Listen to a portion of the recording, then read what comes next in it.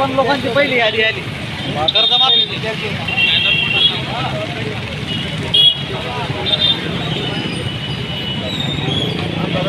साहेब नाही नायब तहसीलदार साहेब येत आहेत. नाही बाहेर घरी यायला गेले, जळगावला गेले.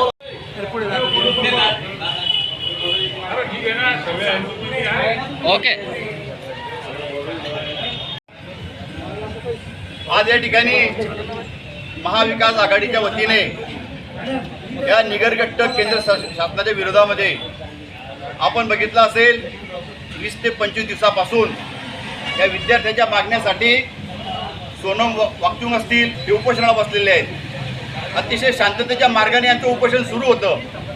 यांची एकच रास्त मागणी होती, ज्या विद्यार्थ्यांचं भवितव्य या ठिकाणी या शासनाने वेठीस लावलं, या शिक्षण मंत्र्यांनी वेठीस लावलं. नीटचे पेपर आपण बघितले असतील, नीटचे पेपर या ठिकाणी लीक झाले आणि या देशातील विद्यार्थ्यांवरती खूप मोठा प्रमाणात अन्याय झाला. याचा परिणाम म्हणून जवळजवळ या देशामध्ये 20 ते 25 विद्यार्थ्यांनी आत्महत्या केली. याची जबाबदारी स्वीकारून या शासनाने कुठेतरी याची जबाबदारी स्वीकारली पाहिजे. म्हणून या शिक्षण मंत्र्यांना राजीनामा दिला पाहिजे. एक रास्त मागणी म्हणून या ठिकाणी उपोषण सुरू होतं. परंतु या शासनाला यांचा राजीनामा घ्यायचा नव्हता.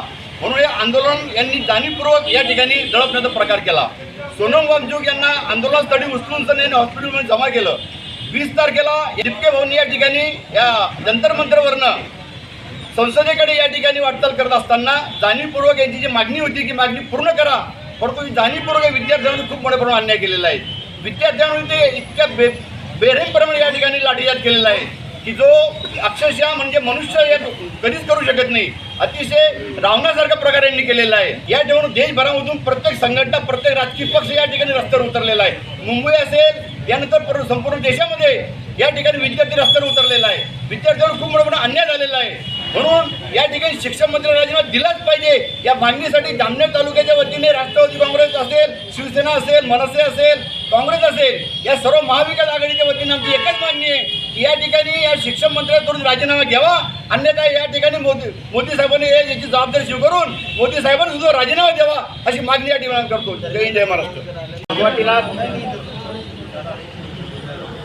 दिल्लीमध्ये जंतर मंतर संसद भवनासमोर ज्या विद्यार्थ्यावर लाठीमार केला त्या सरकारचा मी महाविकास आघाडीतर्फे निषेध करतो.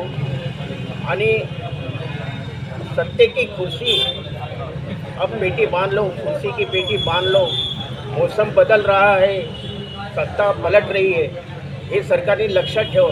आज भारतातलं वातावरण अलग झालेलं आहे, परंतु हे सरकार एवढं निगरगठ्ठ आहे की 20 दिवस 25 दिवस झाले सोनम वांगचुक उपोषणाला बसले आहे. परंतु साधा आणि आपल्या महाराष्ट्रातला अभिजित दिपके हा हे नेतृत्व करतोय, परंतु त्यांना भेटायलाही या सरकारला वेळ नाही. त्यामुळे या सरकारचा आम्ही निषेध करतो आणि महाराष्ट्र या देशाला आदरून सोडतो. कारण महाराष्ट्रातलाच एक तरुण पूर्ण दिल्ली आदरून सोडतो आहे, दिल्ली सरकारला आदरून सोडतो आहे.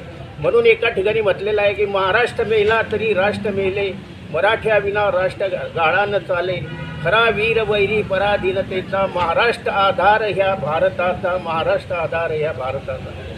तर शेवटी एकच सांगतो की या शिक्षण मंत्री जो धर्मेंद्र यांनी राजीनामा द्यावा आणि या विद्यार्थ्यांना न्याय द्यावा एवढीच विनंती करतो.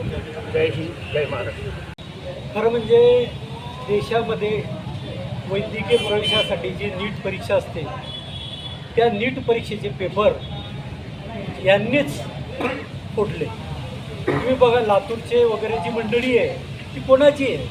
ती भाजपाशी निगडीत आहे. त्यांनी पेपर फोडले. मग विद्यार्थ्यांनी, बऱ्याचशा विद्यार्थ्यांनी आत्महत्या केल्या आणि त्यांच्या भावना ह्या प्रगट करण्या, तीव्र भावना प्रगट करण्या सुरू केल्या. फार मोठं नुकसान. वर्षभर अभ्यास करतात, ऐन वेळेला पेपर फुटला जातो आणि त्यामुळे विद्यार्थ्यांचा मनस्ताप झाला. त्या 20 तारखेला संसदेवर मोर्चा होता. मोर्चा असताना आदल्या दिवशी गृहमंत्री अमित शहानी आदेश दिले, कारण त्याच्याशिवाय पोलीस करूच शकत नाही. सर्व करता कोणी असेल तर अमित शहा आहे. त्यांनी आदेश दिले, पोलीस पांढरे कपडे, मोठमोठे पांढरे कपडे घेऊन त्यांना सोनूजी वांगचुक यांना सकाळी स्थानबद्ध करून गाडीत टाकून हॉस्पिटलला घेऊन गेले. वास्तविक पाहता त्यांच्या पत्नी या म्हणत होत्या, वास्तविक पाहता कुटुंबाला न्याय असतो, कुठे त्याचं मेडिकल हे करायला पाहिजे किंवा काय करायला पाहिजे, सर्वात महत्त्वाचं कुटुंब असतं, नंतर हे बाकीच्या त्या देशाचं जे भवितव्य आहे विद्यार्थी मुलं आणि मुली, अहो मुलींच्या तुम्ही फेसबुकवर जंतर मंतर लाईव्ह बघा, पाहिल्या जात नाही, इतकं रक्त खवळतं. मुलींच्या छातीवर बसून कपडे फाडून त्या लोकांनी त्यांच्यावर जबरदस्ती मारहाण केली, त्यांना दांडूने पिटलं. एक माजी आमदार 3 वेळेचा आमदार आहे, त्याला उचलून फेकलं. ही काय लोकशाही आहे? हां, काय म्हणतात ते किरकोळ मागणी आहे तेवढी मान्य करा सनदशीर मार्गाने. आणि त्याच्यानंतर राहुलजी गांधी यांनी संसदमध्ये जेव्हा त्यांना सांगितलं की धर्मेंद्र प्रधानचा राजीनामा पाहिजे, त्यांनी कुठलीही गोष्ट ऐकायला तयार नाही. संपूर्ण विरोधी पक्ष, त्यात काँग्रेस असो, राष्ट्रवादी असो, समाजवादी पार्टी असो का ममता बॅनर्जीचे असो, हे संपूर्ण एक झाले. त्यांनी मागणी करूनही चर्चेला तयार नाही. राहुलजी आणि या संपूर्ण विरोधी पक्ष, अखिलेश यादवही बरोबर होते, सुप्रियाताई बरोबर होत्या, त्यांनी सर्वांनी रस्त्यावर पंतप्रधानांच्या निवासासमोर ठिय्या आंदोलन लोकशाही पद्धतीने केलं. भारताच्या इतिहासामध्ये विरोधी पक्ष नेत्याला अशा प्रकारे उचलून घेऊन जाणं स्थानबद्ध केलं, ही पहिली घटना आहे. यांना सत्तेचा माज झाला आहे.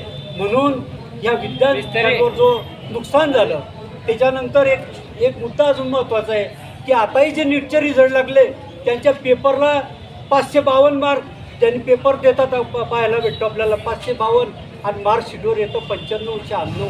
अरे ही थट्टा लावली आहे. यांना साधं परीक्षा घेता येत नाही. महाराष्ट्रामध्ये TETचा पेपर त्यांनीच फोडला, अजून त्याचं काही नाही. म्हणून हे रितसर मागणी असताना सुद्धा हे ऐकत नाही. म्हणून जामनेरच्या राष्ट्रवादी काँग्रेस असो, उद्धव ठाकरे गट शिवसेना असो, समाजवादी पक्ष असो, भारतीय राष्ट्रीय काँग्रेस असो, यांनी विद्यार्थ्यांसाठी आम्ही रस्त्यावर उतरलो आहे. त्यांना न्याय मिळालाच पाहिजे. धर्मेंद्र प्रसाद शिक्षण मंत्र्याचा राजीनामा झालाच पाहिजे. गृहमंत्री अमित शहाचा सुद्धा राजीनामा झालाच पाहिजे. ही आमची कडकडीची विनंती आहे. तुमच्या माध्यमातून पंतप्रधानांच्या कानावर आमच्या ह्या भावना जाऊ द्या, एवढं आमचं नम्र निवेदन आहे.